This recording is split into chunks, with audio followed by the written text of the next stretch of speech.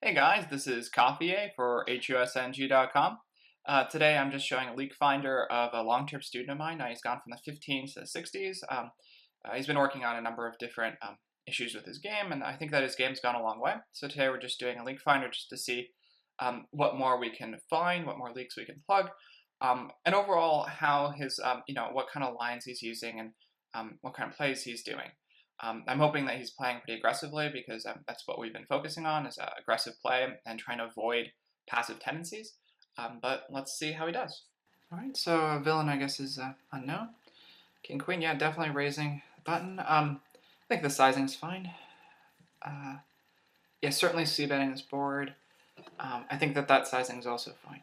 Great, well played.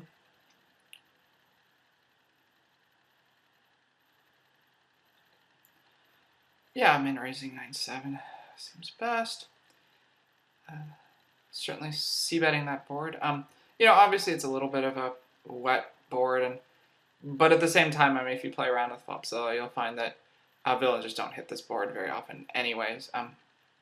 Especially since the 2 completely misses flatting ranges in general. So yeah, definitely a great board to c-bet, even though we have complete air. Yeah, checking back 9-2. Yeah, I actually think this is a very good flop to lead. The reason being that we won't... check raising here is going to be pretty bad because we can't expect villain to be c-betting or limp c-betting this board with a lot of their range. At the same time, it's a board that's not that bad for villain's limping range. If he's limping any sort of middling stuff, this actually hits his range kind of hard. So I think that leading out here and intending to barrel is quite good, especially since we have some equity. I probably wouldn't lead here with complete air. But given that we have a gut shot and 2 overs to 8 and 7, I think this is a perfect spot to lead. Try to get some fold equity now, and set things up to be able to bet later streets for fold equity as well. So with that in mind, yeah, I'm definitely betting this turn. I think we should bet a little bit on the bigger side of things. I would probably bet 50 here. Notice that when villain flats us on that flop, his range is going to be a lot of mixture of straight draws, as well as 7, 8, and maybe some jacks. Probably not many jacks, but some 7, 8, and straight draws. And so we really want to be repping a jack or a queen when we bet this turn. We want him to fold out straight draws. Our straight draw is not very good and doesn't have an overcard or doesn't have a high card.